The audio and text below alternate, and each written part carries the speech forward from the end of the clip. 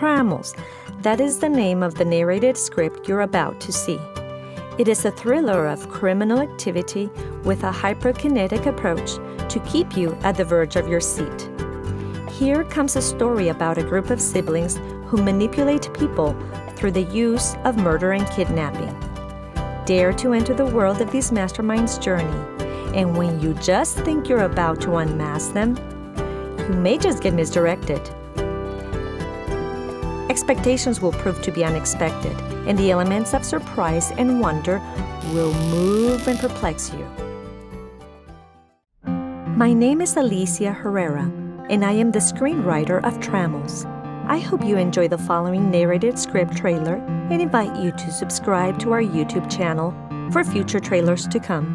Look for us at blueboxproductiongroup.com.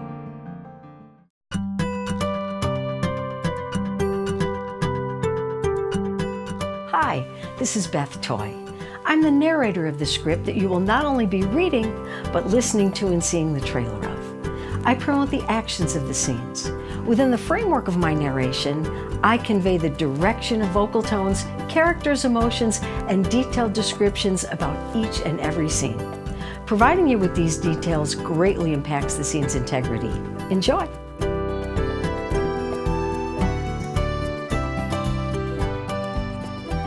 A janitor, dressed in dark blue uniform, is mopping the floors of the hallway in the police station. The door of Deputy Chief Cummings opens. He steps outside his office and heads down the hallway. When he walks by the janitor, he's interrupted by the cleaning man. Mr. Cummings, I have something for you. The janitor hands him a folded piece of paper. Before Mr. Cummings has a chance to say something, the janitor gestures the sign of silence by placing his right hand index finger over his lower lip. Mr. Cummings nods in affirmation and walks down the hallway. He turns right and enters the men's room. When he walks into the restroom, he enters into one of the stalls. He takes out the folded piece of paper from his right pocket. I knew a barber obsessed with 27 character codes. He even applied them on hairstyles, scissors, towels, etc. Meet me tonight at 9:15, alone. I left the barber's address next to where you keep the spare set of your home keys. You have to be less predictable with your home keys. Interior. A couple is making out under the covers. Giggling and moaning is heard. Did you hear that? The movement under the covers ceases. Celia's face is uncovered from under the blankets. The man under the covers pulls her towards him. Their faces are under the covers again. The only thing I want to hear is you telling me how much you want me, darling. Come here. The doorknob turns and the door opens slowly. A set of black boots enters the room, followed by a second set of similar boots behind. The sound gets the attention of the couple. Celia and her boyfriend pull out of the covers and notice two armed, masked men who have entered the bedroom. The lovers get shot in the head. Celia and her boyfriend immediately die. The two gunmen approach the bodies, uncover them, and shoot them again. Both men carry Celia's body and exit the bedroom. They walk down the corridor to the staircase and head down to the dining room. The bedroom is on the second floor. The masked men place Celia's naked body on the dining room table. One of the men reaches for a briefcase he brought with him, opens it, and takes out a surgical saw. The other man grabs a gym bag from one of the chairs. He pulls out a writing pad, a knife, and a camera. He places the items next to the victim's body. The masked men look at each other and nod in agreement. They slice her upper body by cutting a transverse line above her navel. Once this is done, they push the upper body to the side and begin to cut another transverse line across her right thigh and then the left one.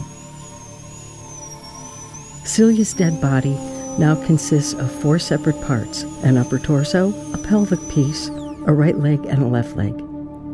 The man who sliced her up sets the surgical saw down and grabs Celia's pelvic part and starts to walk back up to the staircase. The second man follows him. One of the two masked men places paper with red numbers on top of the female pelvic part and stabs a knife to hold the paper in place. The 27-character code is very conspicuous. He takes out Celia's cell phone from her purse and takes a picture with it. Exterior. Vans pulling into driveway behind a warehouse. 3 masked men walk on foot, turning to the side of a building in an industrial area. One of the masked men breaks into a maintenance room and cuts the phone lines, and then he walks out to cover the back of the building. The other 6 enter the front of the building, wearing cell phone signal blockers. Hands up in the air, now! A middle-aged blonde lady sits behind the counter, shows an expression of fear. She quickly lifts her hands up in the air. Don't even think of pressing the panic button. Stand up. Turn around. Keep your hands up in the air. Do as you are told or I will shoot. Hands up, now! Please don't hurt me. There's no money here. This is just a warehouse. It's just us workers here. The first masked man jumps over the counter and handcuffs the middle-aged lady. Then he gags her by placing a strip of thick black tape over her mouth. At the same time, the second masked man is on the terminal of the receptionist typing away. The third masked man holds the door open to enter the warehouse. Everyone, hit the floor. Now, let's go. Each one of the masked men handcuffs and places a dark hood over the heads of the employees. Some of the men who try to resist get tasered and yield quickly. Where are we going? What is going on? The masked men and receptionist walk down the hallway. The first masked man positions the receptionist in front of him as he opens the door leading to the back exit. In teams of 2, the men quickly get people on the ground, handcuff them, gag each person, and place hoods over their heads. Interior. The cell phone of Agent Martinez rings. She steps to the side of the door. She looks at the caller ID number before she answers.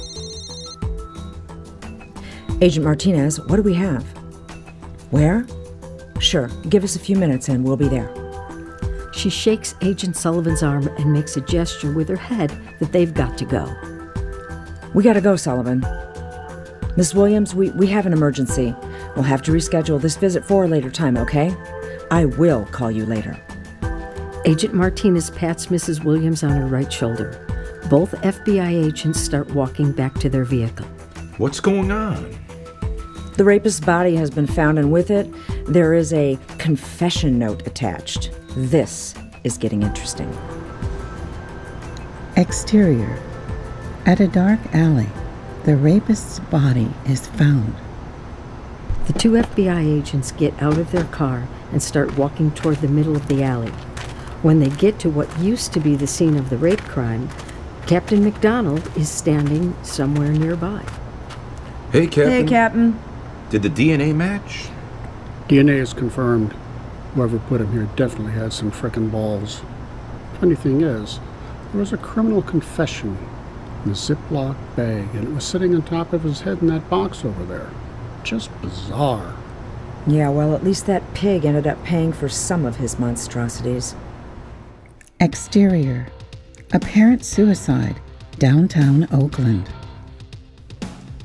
Oakland residents are still trying to figure out what occurred this morning at the Centrix Executive Complex. What appeared to be a suicide turns out to be a planned exercise to disclose a criminal act of embezzlement. Everything started this morning at 11 a.m. when dozens of viewers were forced to evacuate a 10-story office building when a fire alarm was set off.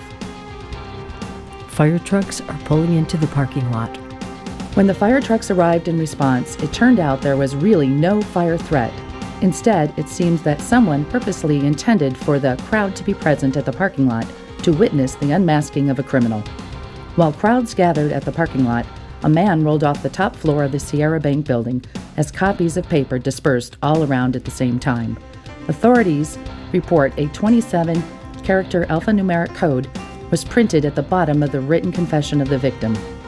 The victim's name has been disclosed and the incidents are still under investigation, explained the PIO of Oakland Sheriff's Office. A male officer is being interviewed on camera.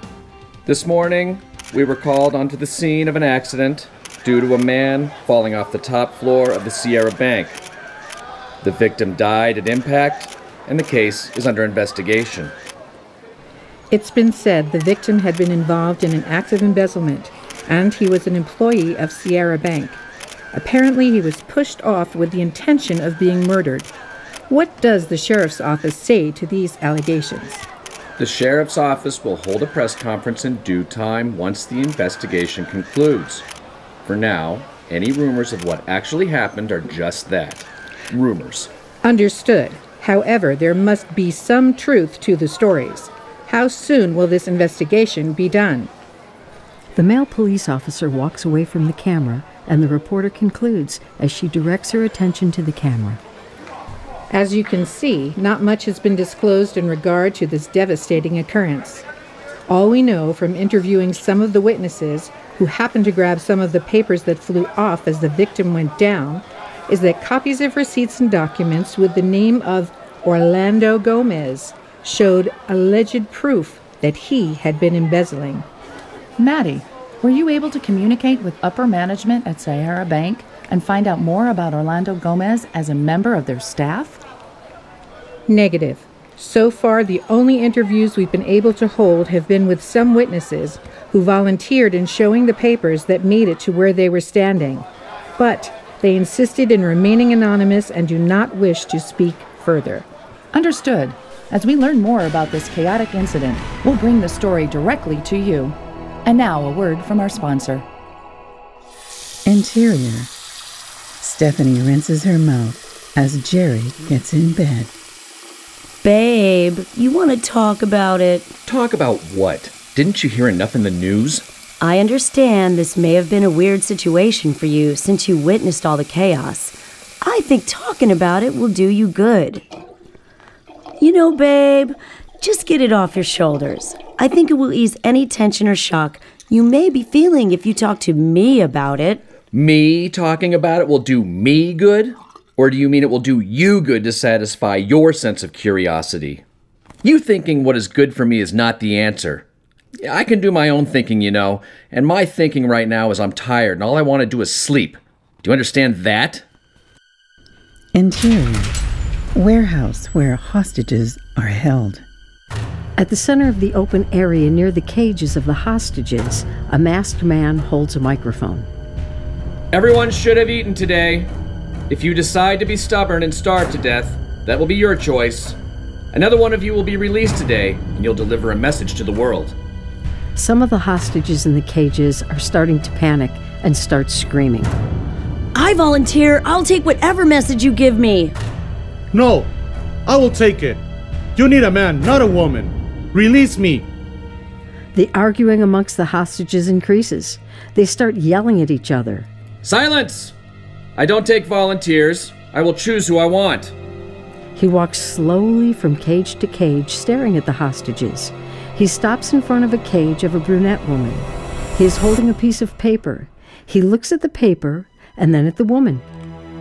Carla Winfrey, you're the lucky one. He makes a gesture with his hand for two gunmen to approach Carla Winfrey's cage. Miss Carla Winfrey will deliver the message that unless the ransom is paid, you'll be infected with HIV-positive blood, and you will not be released until you all reach an infection level that you cannot recover from. So you were serious about that? I thought the interview recorded was just a story to be used to push for the ransom. We're very serious about this. This isn't just a story here. We're serious, and we mean business. Uproar and discussion bursts among the hostages. Everyone is showing discomfort. Two caged women start crying. Another caged man closes his eyes and puts his hands on his forehead. The masked speaker taps the microphone and continues speaking. So, if the world decides to keep you here, rest assured you will be here for 1, 2, 3 weeks, months, who knows, whatever it takes for the infection to kill you. Carla Winfrey is being escorted by 2 masked men at gunpoint. She is gagged, handcuffed, and taken to another room. You're going to deliver the thumb drive to Channel 8. Understand? The woman is shaking and looks very scared. She nods her head in compliance.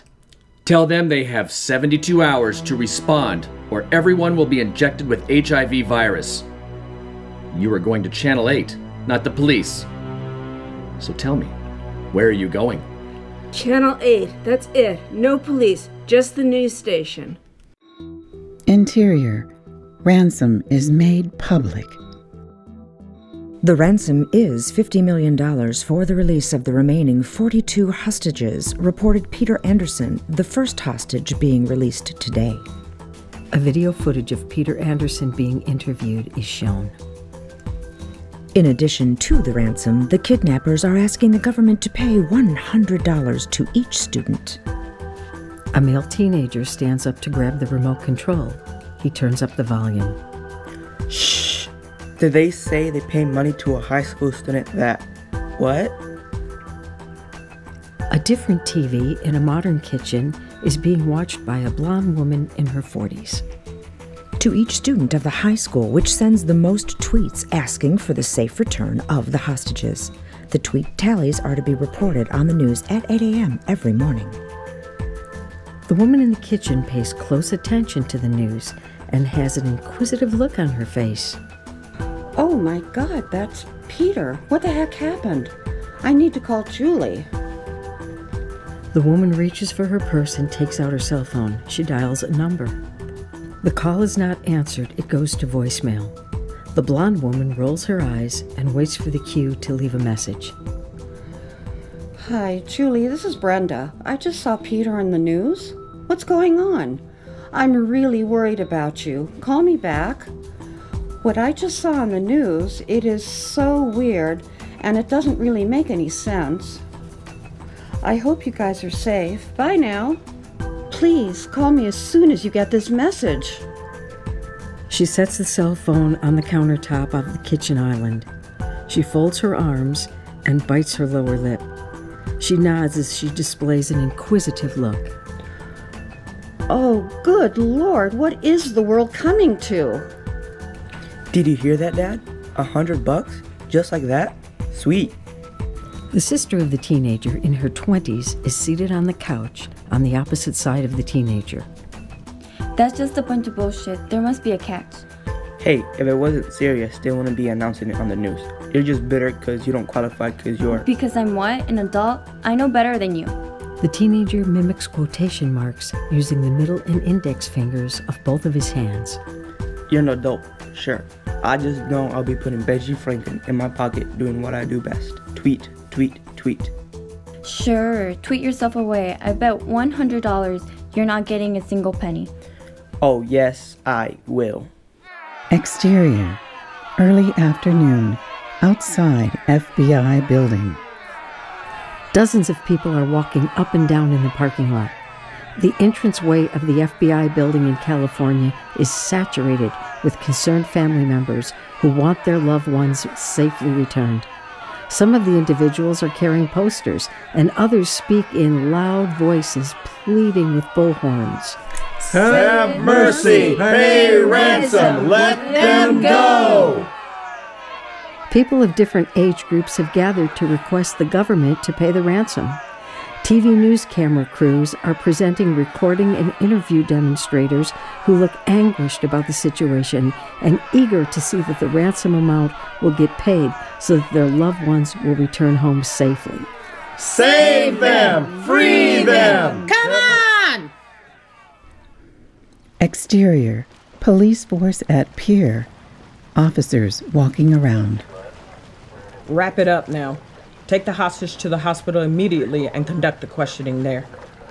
A police car arrives at the scene and officers Marcus and Rogers step outside. They are approached by a tall black woman dressed in a black suit. We've already taken care of the situation here. You may go back to your route now. Was it one of the hostages? Was his body found? It was a hostage, alive, thank goodness. This may be good news for the case, or maybe the worst news. Get going, young men. We need to wrap it up here. The two police officers look at each other and head back to their car. Interior.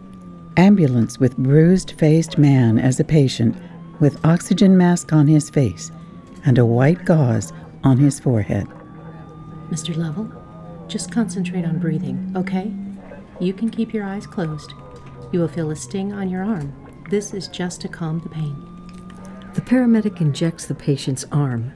A young man dressed in black pants with a bulletproof vest with the lettering FBI is seated next to him and speaks to the paramedic in his ear. Should I wait until we get to the hospital? Or can I ask him a few questions right now? I would wait until he is a bit stable. Let the pain medication settle in. He has broken ribs. We don't even know if his lungs got severely damaged. He's going to fall asleep, and we have no time to wait. I have orders to follow. We need to get a statement. It's your call then. I don't see nor hear anything. It's all on you. The FBI agent takes a deep breath and gets closer to the patient. He reaches for the box of sterile gloves on the side shelf. He takes out 2 gloves and puts them on. Very gently, he gets closer to the patient and starts lifting the white gauze from Mr. Lovell's forehead. Mr. Lovell, can you hear me? Bruce Lovell, this is Agent Johnson. I just need to ask you a few questions. The FBI agent examines Bruce Lovell's forehead. The lettering spells "We mean business" tattooed on his forehead. Bruce Lovell's head starts to move minimally left and right. He begins to open his lips a tiny bit. Save them. Save the day 5, not 6.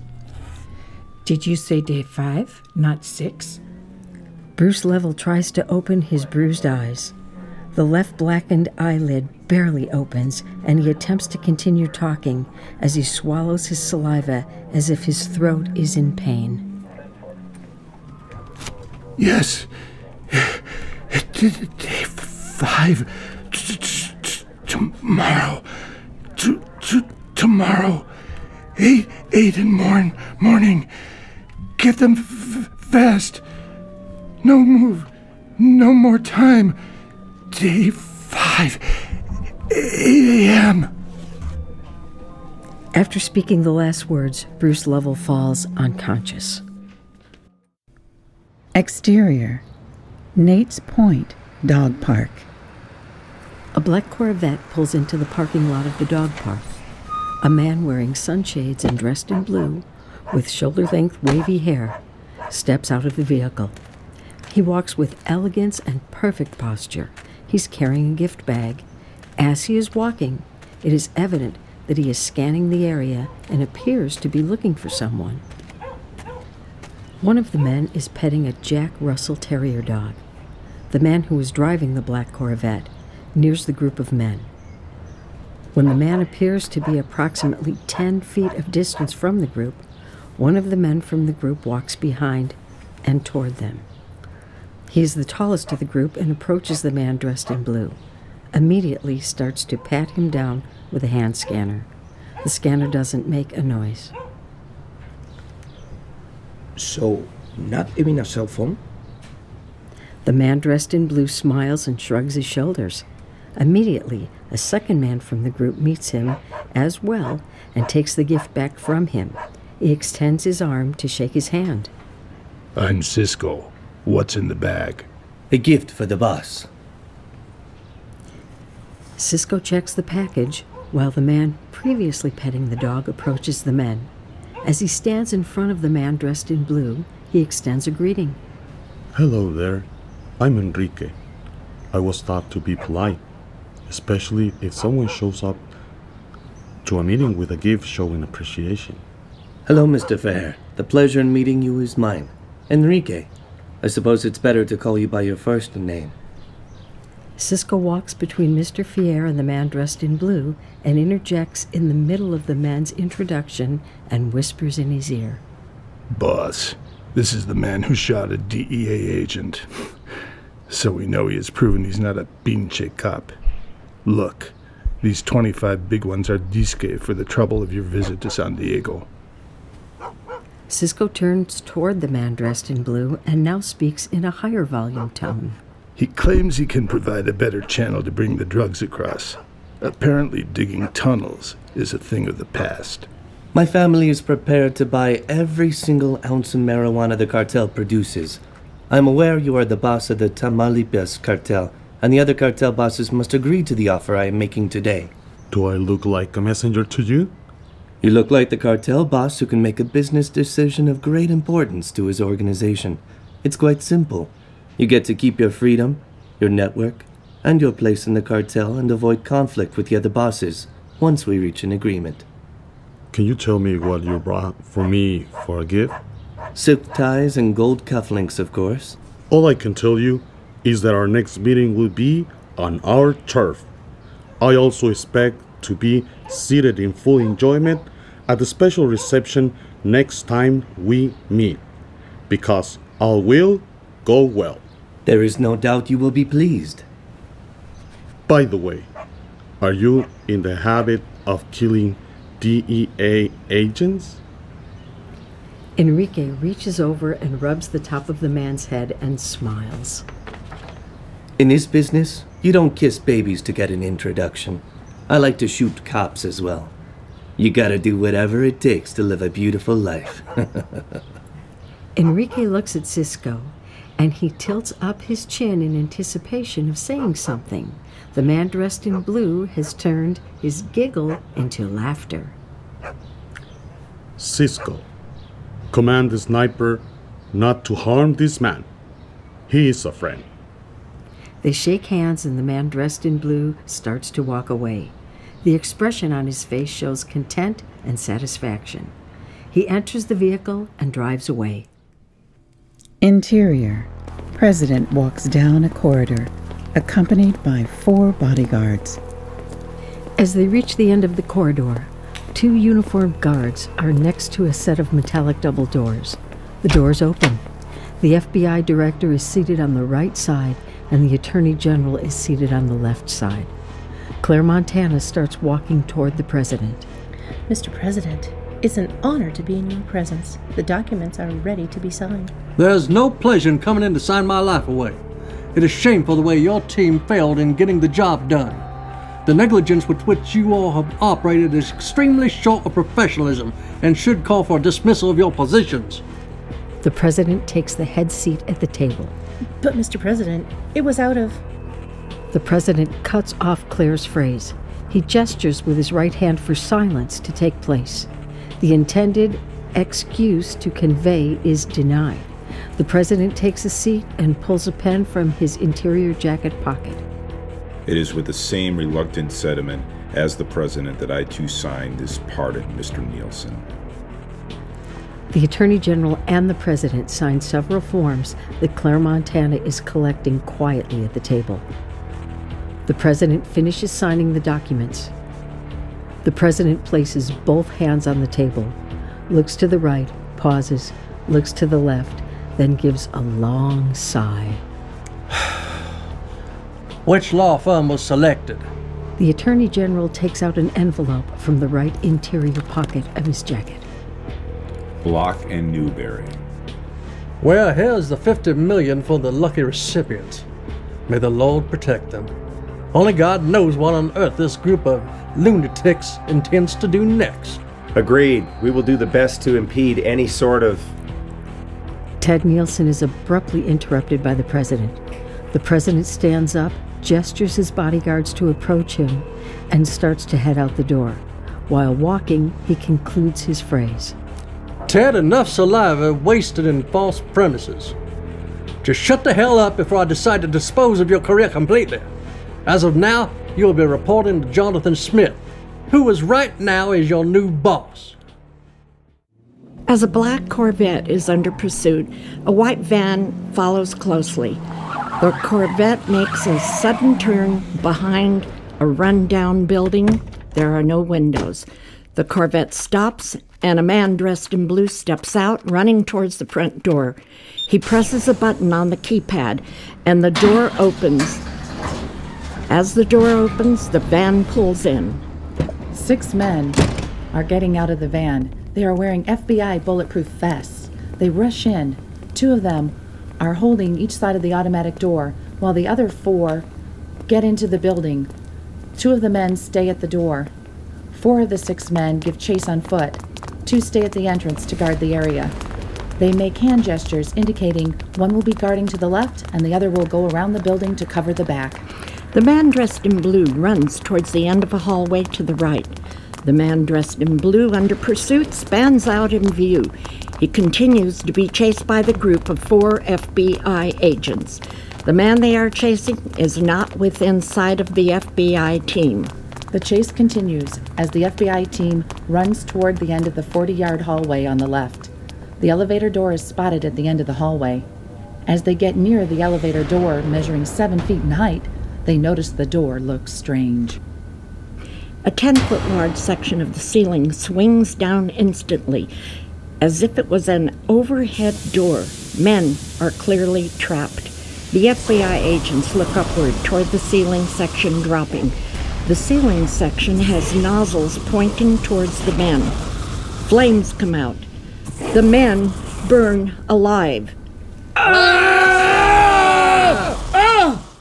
Interior, corridor at airport.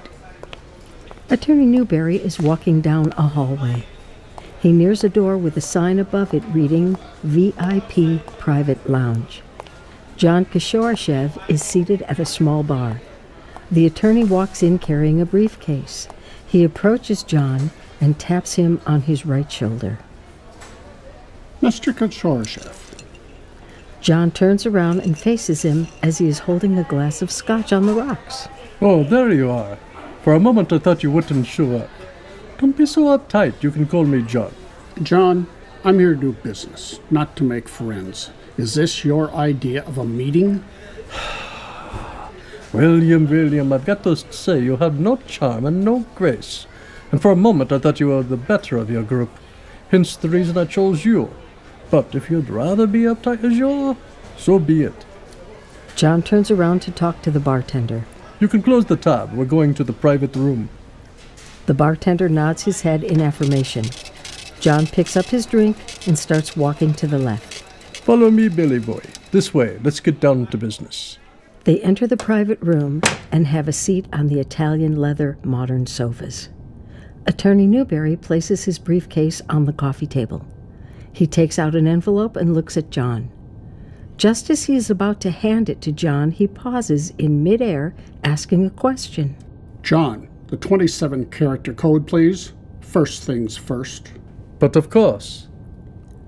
John gets up from his seat and walks toward William to sit next to him. He whispers in his ear. In the meantime, William is comparing the code given to that on a card he had taken out from his pants pocket. Excellent memory, John. I'm impressed. If that impresses you, Billy boy, it would be easy to amuse you. But I don't want to waste time. Now, give me what I'm here for. The attorney hands him the envelope containing the pardon.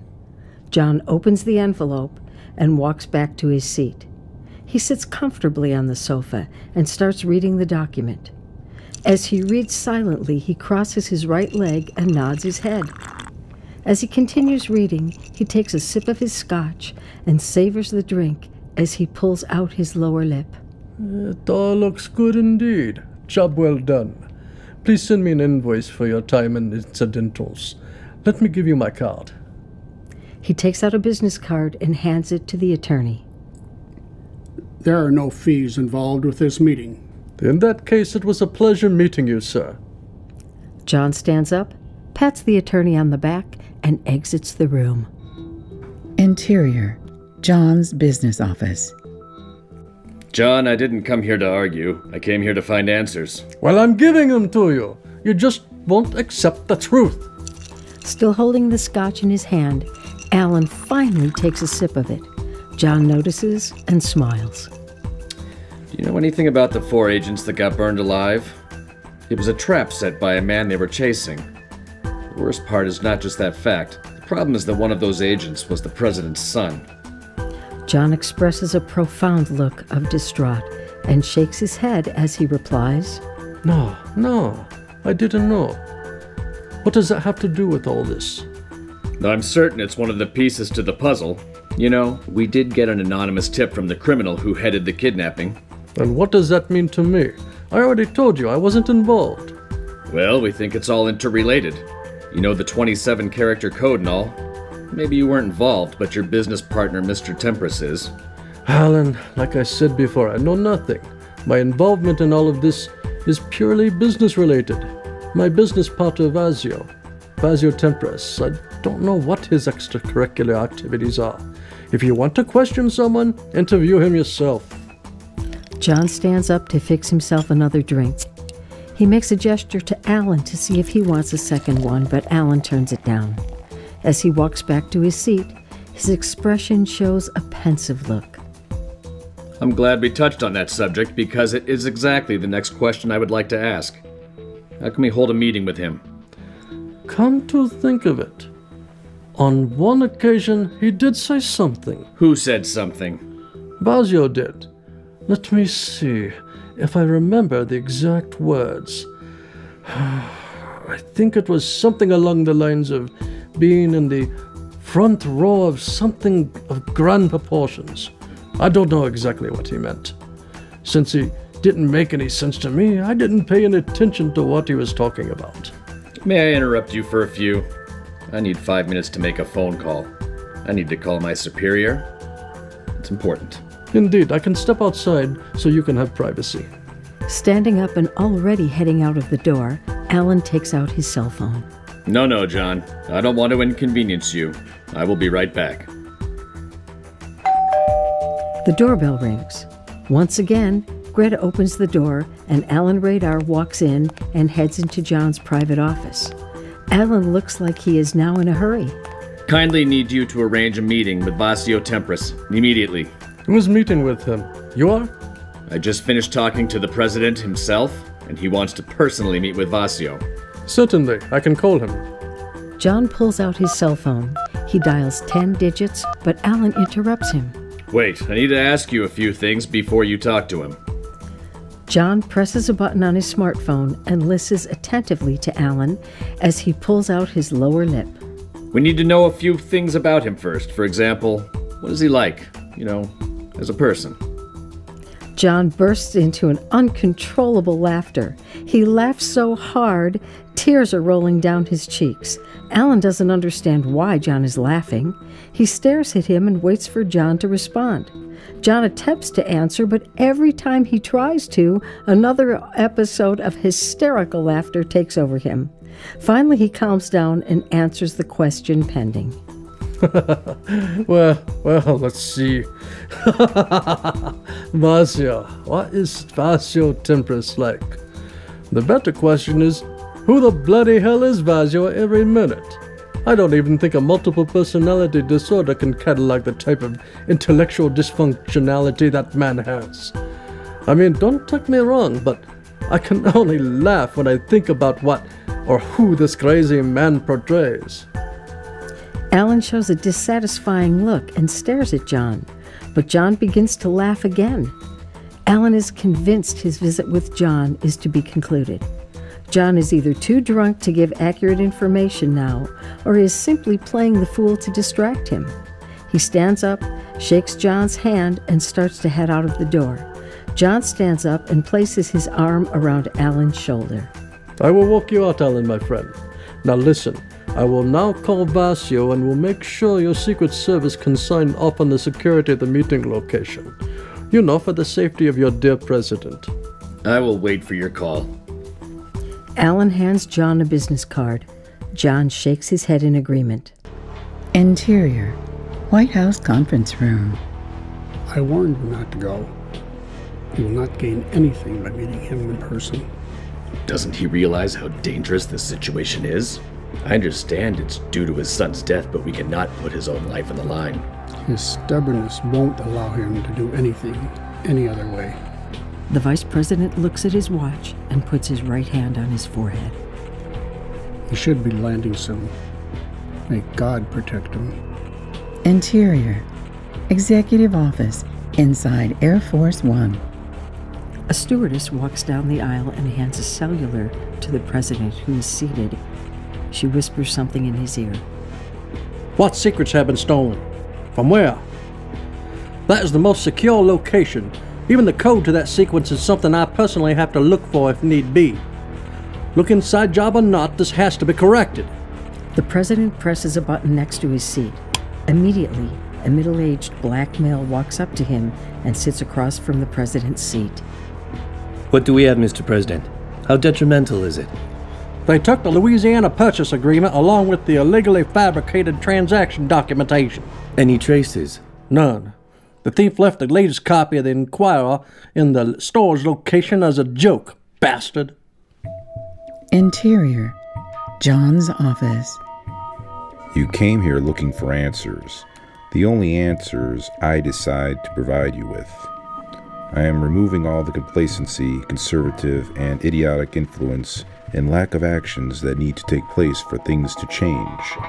The future choices will be narrowed down to a simple yes or no. A negative response will render incredibly negative results, where a positive answer is just a matter of accepting change. Hopefully, the heads of state and professional speculators agree that enough is enough. Vazio sits Indian style on the floor next to the president and peeks his head toward the president's face. Prove that you are the man for the job, or not. The president stands up precipitously. Go to hell! Vazio remains seated on the floor and raises his hand with a closed fist, as if in celebration. That's the spirit. Vazio stands up and with his right hand under his chin moving outward, he refers to the president in a mockery manner. You are welcome. Vazio starts making the chicken dance around the president, and with his left hand located under his right underarm, he starts flapping like a chicken with his right arm. Tell me about my son. Who killed him? Who did you send, you evil bastard? Vazio ends the chicken dance and stands up in front of the president. War is upon us. There are possibly 8 masterminds trying to climb up the order of the No Members Club. Vazio pulls out a tablet from the desk drawer, which is in the corner of the room. He presses the on button. He hands the tablet to the president, just as a video starts to play on the screen. The video displays a woman mid-30s, tied in ropes, pushed into a coffin. Once in the coffin, men dressed in black untie her and the coffin is closed. Video ends. She called in the tip and exposed my double. She is responsible for the death of your son and the other FBI agents' deaths. Your men forced the hand of my double to disappear. She was the root cause, and now the problem has been eliminated. Lesson learned for your enforcement agencies not to follow us. Vazio walks back to his desk to return the tablet from where he picked it up. I took the liberty of sending these images to your special operations team via their satellite phones. Like they say, a video is worth 1,000 words. Vazio starts heading to his desk and walks past it as he reaches one of the books' shelved walls. He takes out one of the books in the middle shelf and a door opens. He looks back. Ciao, Mr. President. Have a nice day.